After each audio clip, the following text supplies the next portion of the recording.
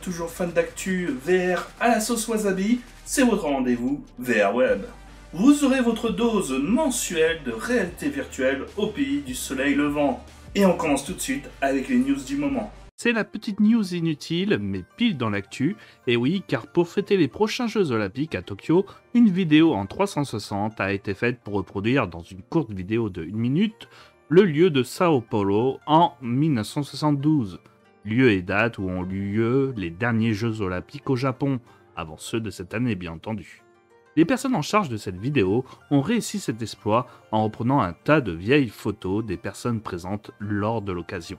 La société Spacely a décidé d'étendre l'utilisation de la VR dans le domaine de l'immobilier, que cela soit pour la formation de tous les secteurs liés à l'immobilier, comme le courtage locatif, la construction, la vente ou les visites. Le corona ayant boosté leur formation, les différents secteurs du marché y ont vu l'occasion de réunir plein de personnes rapidement et simplement grâce à cet outil qui s'est démocratisé pendant cette période de pandémie. Spacely veut continuer sa progression en le proposant dorénavant à différents secteurs d'industrie, car simple d'accès, il peut servir de réunion, de filmer et d'éditer du contenu VR pour la formation et même de cloud, lorsque plusieurs personnes souhaitent éditer en même temps. Ludique, il a permis de faire souffler nos salaryman japonais et leurs centaines d'heures de boulot par des formations divertissantes et plus proches du jeu vidéo que la formation barbante. Il serait même envisagé d'encourager en supplément des cours pour les étudiants avec ce système. Il y a même eu des bons résultats puisque 94% des participants auraient répondu que ce cours était plus facile à comprendre qu'avec le papier et 88% des instructeurs, eux, auraient trouvé ça plus facile à enseigner grâce à cet outil. Sorti début juin, Mocap for All permet de traquer votre corps avec 2 webcams et un PC uniquement pour une centaine d'euros max, avec même une version d'essai gratuite disponible.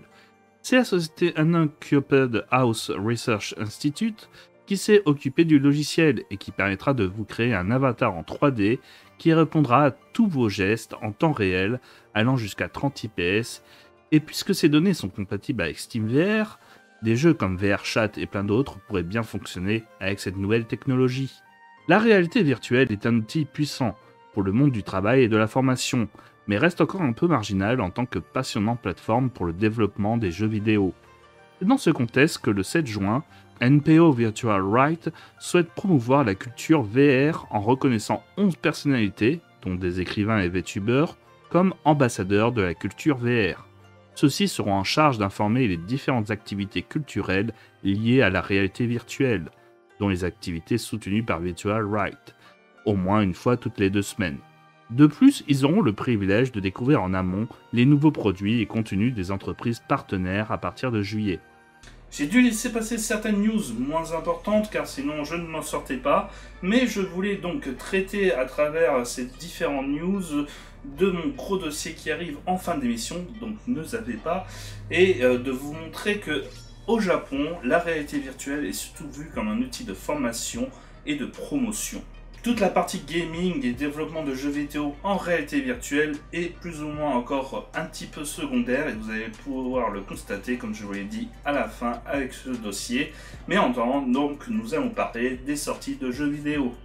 En 2021, Niantic, aka les créateurs de Pokémon Go, Takara Tomy et Hasbro nous fournira le jeu mobile AR Transformer Heavy Metal. Bien entendu, il sera donc possible d'expérimenter des combats et d'interagir avec des robots géants dans le monde réel, en tirant parti de la plateforme Lightshift de Niantic et des outils de développement AR. Le jeu consistera à combattre les Decepticons avec les Autobots, trouver des ressources dans des terres cachées du monde entier et unir vos forces avec d'autres joueurs dans des batailles au tour par tour. Petite expérience disponible sur VRChat, créée par Voselkei, la Room Nearsight Classroom vous permettra de découvrir le monde tel qu'on le voit en tant que myope ou de presbyte. Encore une fois, la VR permet d'offrir des expériences qui vous permettront de développer votre empathie pour les personnes souffrant de différents maux. Le DLC de Arceus Beyond Chronos, intitulé Épisode Yamato, vient de sortir.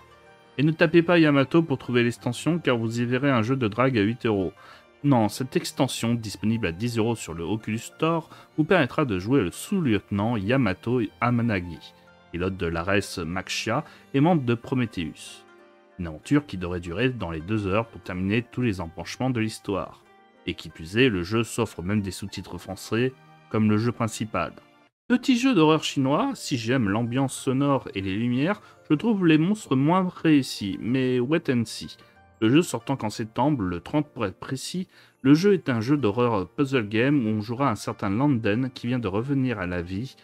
On va découvrir donc petit à petit qui nous sommes et ce que nous avons fait auparavant dans la vie. Ce Fog of Cache reste donc à surveiller.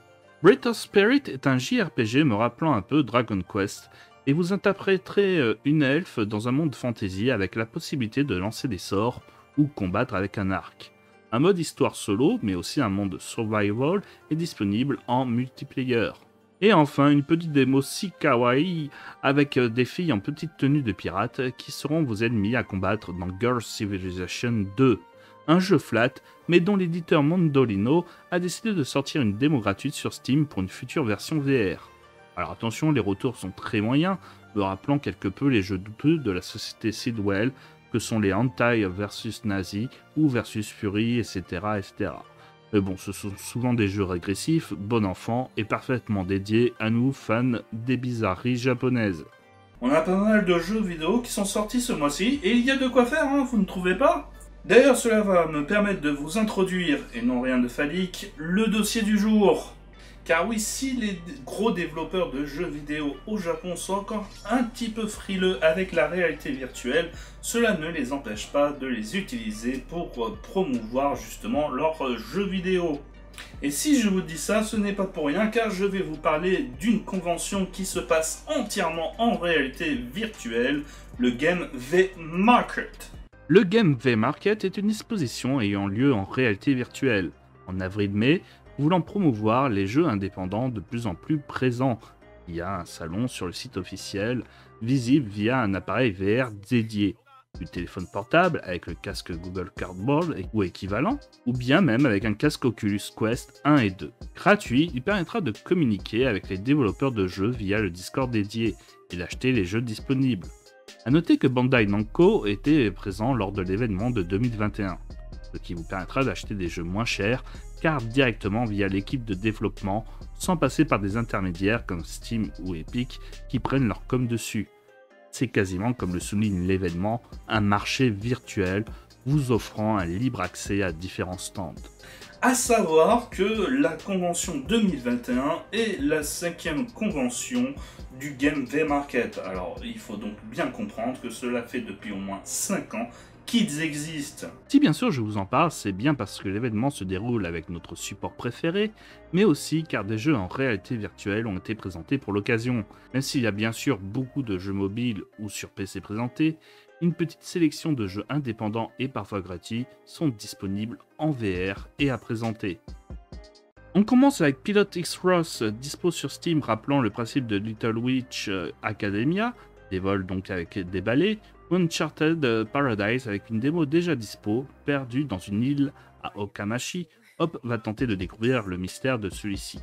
Je n'ai pas très bien compris le principe de Jun Shonen no Jikembo, mais on dirait un ARG virtuel qui indique via un livre de rechercher des informations dans le monde virtuel, permettant de jouer à plusieurs sur une enquête avec un roleplay donc très conséquent. Les fans de Yu-Gi-Oh! Pourront eux déguster Cross Universe, un jeu de cartes de compétition. Un autre jeu gratuit comme Cross Universe, ce Dark Labyrinth Nightmare Earl, où vous devrez débusquer les pièges d'un labyrinthe pour espérer en sortir. L'équipe magique de Lilith, lui, permettra d'incarner Lilith à travers un monde d'heroic fantasy et découvrir les joies du JRPG en VR, ou bien sûr de jouer avec des petites voitures et vos propres circuits sur Combine War Toys, ou d'incarner un pilote de robot sur Chrono Drive à la Gundam. Enfin, sur Mysterica, combat de magie, shoot en 1 contre 1 dans des arènes, certes un peu vides, mais qui semblent assez dynamiques. Comme vous avez pu le voir, il y a à boire et à manger, et d'ailleurs j'en ai oublié quelques-uns sûrement dans le tas. Je vous invite à aller sur le site, découvrir tous les pépites qui ont été dévoilées, dont des jeux hors VR comme Ukiyo qui a l'air magnifique. Même si pour l'instant les indépendants semblent être ceux qui développent le plus en VR au Japon, il ne tient qu'à nous, consommateurs, d'encourager les studios à développer plus en réalité virtuelle en achetant les bons jeux qui sortiront sur la plateforme. Et c'est donc sur ce message tout plein d'espoir que je vous laisse et que je vous dis arigato gozaimasu pour m'avoir écouté. N'oubliez pas de vous abonner à la chaîne, de laisser des commentaires. Toutes les sources sont en description. Et moi je vous dis ciao mata.